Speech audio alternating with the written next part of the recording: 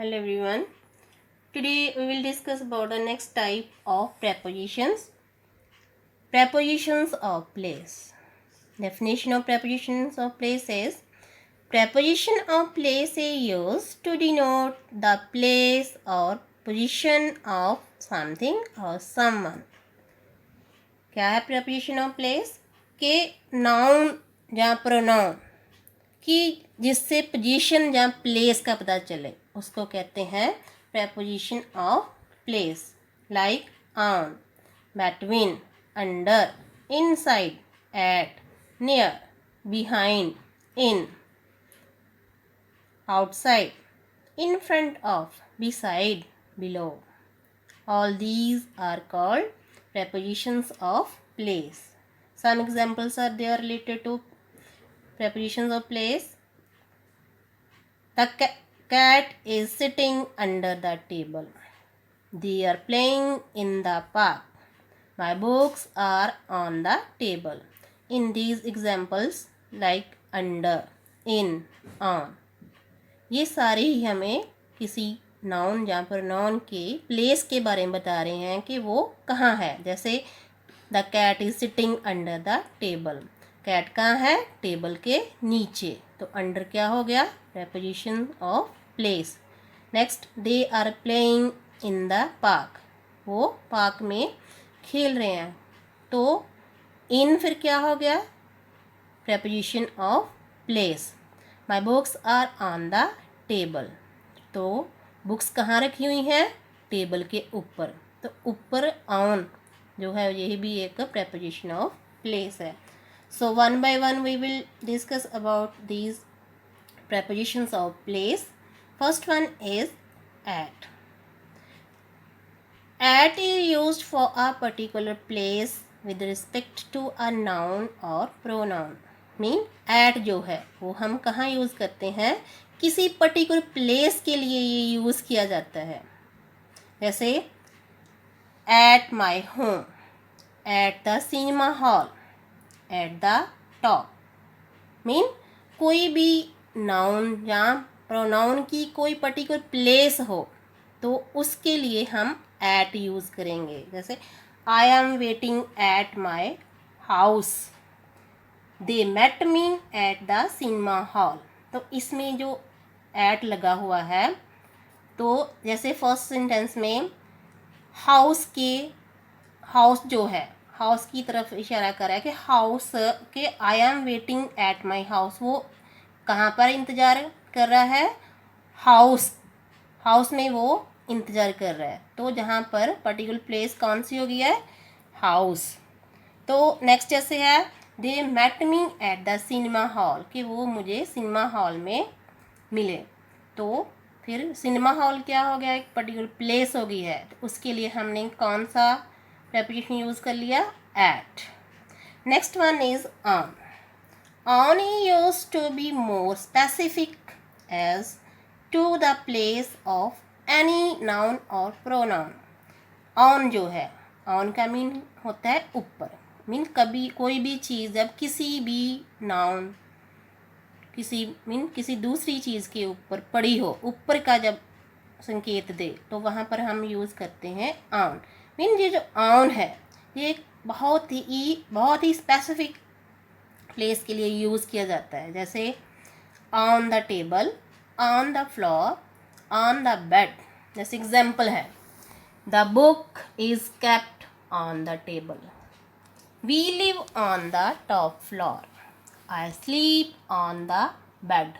इसमें इन सेंटेंस में जो ये ऑन लगा हुआ है तो ऑन जो है ये जो स्पेसिफिक है प्लेस है तो उसके लिए यूज़ किया गया है कि कोई भी चीज़ किसी के ऊपर रखी हुई प्लेस के ऊपर चीज़ के ऊपर रखी गई है. जैसे the book is kept on the table. Book कहाँ है? टेबल के ऊपर है. मीन ऊपर का इशारा जिससे हो किसी भी चीज़ के कोई भी चीज़ ऊपर है टच कर रही है तब हम यूज़ करेंगे on. We live on the top floor. हम कहाँ रहते हैं? टॉप फ्लोर पर. तो उसके लिए भी हमने क्या preposition यूज़ कर लिया? On. I sleep on the bed. मैं बेड पर सोता हूँ. तो ये भी ऑन किसके लिए यूज़ हो गया, पर्टिकुलर स्पेसिफिक प्लेस के लिए, स्पेसिफिक चीज़ के लिए यूज़ हो गया ये ऑन जो है। Next is between. Between identifies the place of any noun or pronoun to be in the space which separates two things or two persons or two places. Between का means होता है बीच में। ये कहाँ हम यूज़ करते हैं, कोई भी चीज़ जब दो पर्सन या फिर दो चीज़ों के बीच में या फिर दो प्लेसेस हों, उसके बीच में जो तीसरा हो, उसके लिए हम यूज़ करते हैं between।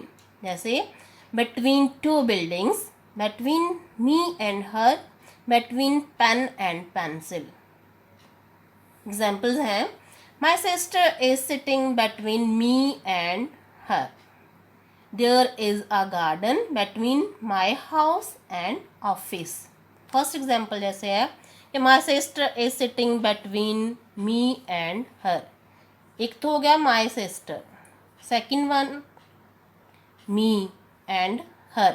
तो जो me and her है ये है टू पर्सन, और जो थर्ड पर्सन तीसरा पर्सन जो है वो है सिस्टर। तो यहाँ है कि मेरी सिस्टर जो है मेरे और उसके बीच में बैठी हुई है, तो सिस्टर फिर बीच में से तीन जने, तो बीच में क्या है, माय सिस्टर और मी एंड हर। ये बीच में जो बैठा हुआ है वो है, उसके लिए हमने क्या यूज़ कर लिया, between। तो टू पर्सन जहाँ पे टू प्लेसेस जहाँ फिर टू थिंग्स के बीच में कोई भी आ जाए तो उसके लिए हम between preposition यूज़ करते हैं। ऐसे there is a garden between my house and office, mean मेरे जो जो गार्डन है वो मेरे घर और ऑफिस के बीच में है। तो घर और ऑफिस टू प्लेसेस की बात की गई है, तो गार्डन जो है वो इन दोनों के बीच में है, तो बीच में के लिए हमने प्रेपोजिशन यूज़ कर लिया between। Next preposition is under. Under identifies the place of any noun or pronoun with respect to another when it is lower and covered by it। Under का मीन होता है नीचे। अंडर हम कब use करते हैं कि अंडर हम किसी भी नाउन या प्रोनाउन की प्लेस के बारे में जब आइडेंटिफाई कराना हो कि कोई भी चीज़ जो है वो किसी के जब नीचे हो और वो उसी ही चीज़ के साथ वो कवर भी हुई हो, तब हम वहाँ पर लगाते हैं under. Like under the mat, under the chair, under the tree. Examples हैं, the girl is standing under the tree, the cat is sleeping under the chair, my pen is under the mat. अब देखो इसमें क्या है, जैसे first example है, the girl is standing under the tree, जो girl है ट्री के नीचे खड़ी हुई है।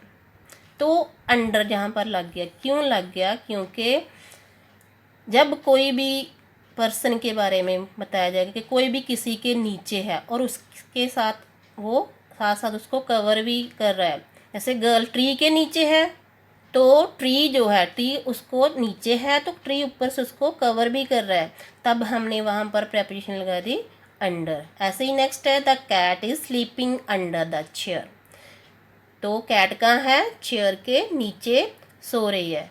तो कैट है चेयर के नीचे है और किसके साथ कवर हुई है, चेयर के साथ, मीन जहाँ पर भी हमने क्या यूज़ कर लिया, under. Next my pen is under the mat, मेरा पेन जो है मैट के नीचे है, तो जहाँ पर भी अंडर इसलिए लग गया, क्यों, क्योंकि एक तो वो किसी चीज़ के नीचे है और साथ में उसको कवर करके भी उसने रखा हुआ है, तो वहाँ पर हमने प्रेपोजिशन यूज़ करना है under. Next is behind. Behind identifies the place of any noun और pronoun to be at the back of the other.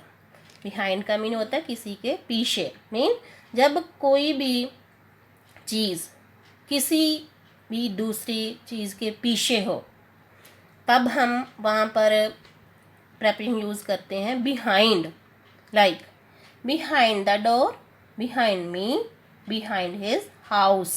Examples हैं, the boy threw a ball behind his house. She is hiding behind me. The cat is behind the door. यहाँ पर जो behind लगा हुआ है वो किसी भी चीज़ के पीछे होने का इशारा कर रहा है कि कोई भी चीज़ किसी चीज़ के पीछे है। जैसे the boy through a ball behind his house, के बॉय ने जो बॉल है उसने अपने घर के पीछे फेंक दी। तो वहाँ पर यहाँ पर हमने क्या लगा दिया preposition behind. She is hiding behind mean वो मेरे पीछे छिपी हुई है, तो पीछे का इशारा है। फिर हमने यहाँ पर क्या यूज़ कर लिया behind, cat, the cat is behind the door, cat कहाँ है, डोर के पीछे है, तो यहाँ पर बिहाइंड यूज़ कर लिया हमने preposition. Next is below. Below identifies the place of any noun और pronoun with respect to another when it is lower than it but not covered by it.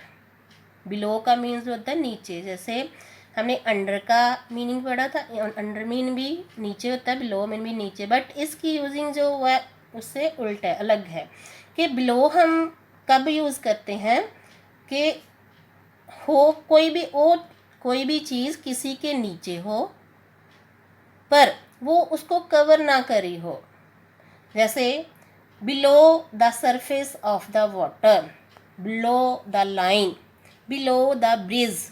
Examples हैं, he dived below the surface of the water, the view below the bridge was awesome, please do not write below the line. क्या है इसमें, ये जो below लगा हुआ है, below preposition जो लगा हुआ है तो नीचे की तरफ का इशारा कर रहा है। जैसे he dive below the surface of the water mean उसने पानी के नीचे की सतह की तरफ, नीचे को उसने डुबकी लगाई, तो नीचे की तरफ यहाँ पर डुबकी लगाई नीचे को, तो वहाँ पर हमने यूज़ क्या कर लिया बिलो प्रेपोजिशन।